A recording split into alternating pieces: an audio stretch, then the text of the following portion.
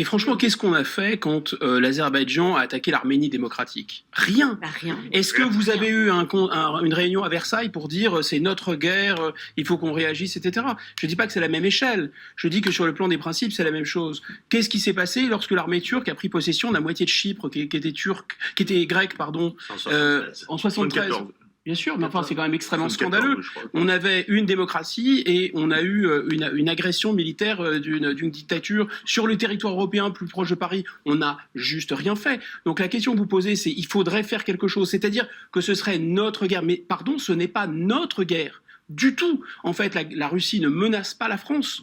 La Russie ne menace pas même les frontières de l'OTAN. Elle ne provoque pas l'Union européenne? Absolument pas. L'Ukraine n'a rien à voir avec l'Union européenne. Elle a provoqué l'Union européenne quand elle a attaqué l'Arménie. Alors pourquoi quand elle a attaqué l'Arménie, quand la Turquie, membre de l'OTAN, a attaqué l'Arménie, ça ne provoquait pas l'Europe, alors que là, ça provoquerait l'Europe? Qu'on m'explique.